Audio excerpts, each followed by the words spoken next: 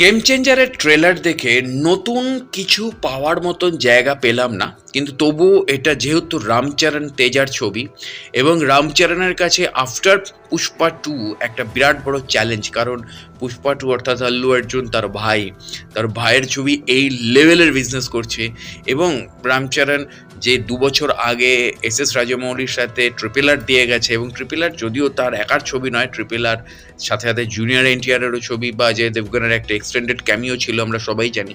তো সেই জায়গা থেকে দাঁড়িয়ে এবং সর্বোপরি ট্রিপল আর ছিল এস রাজামৌলির ব্র্যান্ডেড ছবি। যদিও গেম চেঞ্জারও শঙ্করের ছবি, শঙ্কর নিজে একজন brand, as a brand director.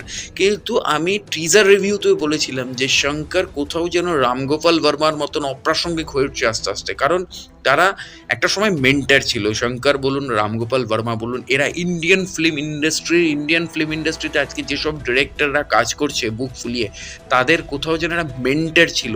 অনেক অনেক অ্যাসিস্ট্যান্ট হিসেবে তাদের সাথে কাজ করেছে, আজকে তারা নিজেরা কাজ কাজ করছে। কিন্তু কোথাও এই দুই মাস্টার যেন তারা নিজেরাই নিজেদেরকে রিপিট করে যাচ্ছে।